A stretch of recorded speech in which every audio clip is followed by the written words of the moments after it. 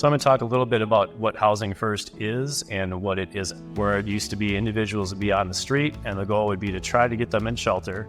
And once they were in shelter and stable, they'd go to transitional housing. And once they went to transitional, if they met all the rules and qualifications and did the right things, then they would be offered permanent housing. So that is the way most systems work, and it's the way ours worked up until 2014. So the idea with Housing First is we should be skipping all that. So if an individual is unsheltered or in a shelter or in transitional housing, they're still homeless.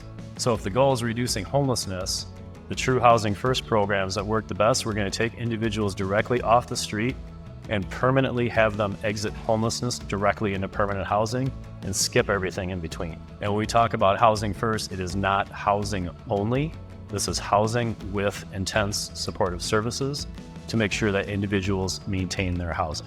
So a couple of key principles. Again, this is immediate access to housing, and this is housing without preconditions. So individuals that are homeless, regardless if they're having mental health acuity issues, addiction issues, employment issues, whatever that is, everybody deserves the dignity of housing.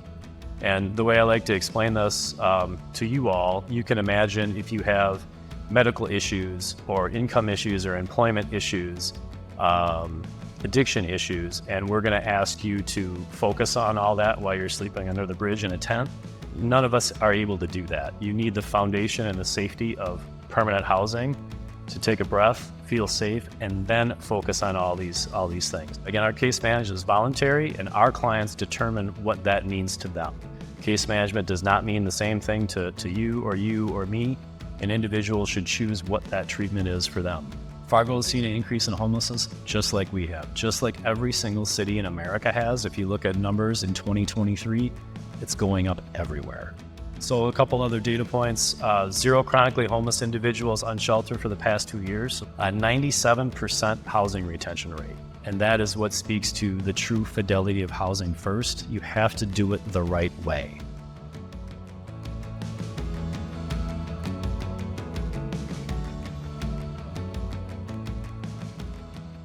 I really want to talk a little bit more about why starting with chronic homelessness. So I'll give this to James and Jan. James, maybe talk a little bit about why Milwaukee started with chronic homelessness specifically, and then Jan, we can talk a little bit about why that matters for our community. Sure. So again, for individuals that are chronically homeless, that's going to mean individuals who have been homeless the longest, and most likely individuals that are dealing with a lot of trauma, acute mental health issues, addiction issues.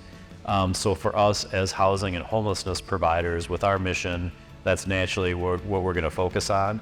But even from a community perspective and even a taxpayer perspective, this was a population that was using an awful lot of emergency services, going in and out of the criminal justice system when they really didn't need to be there, going to emergency rooms for basic care issues.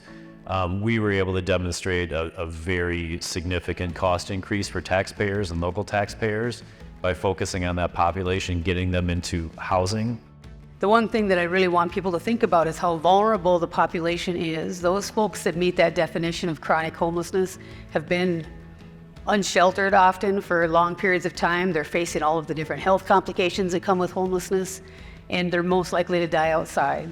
And we know it costs far too much to do nothing, and James has spoken about that so well.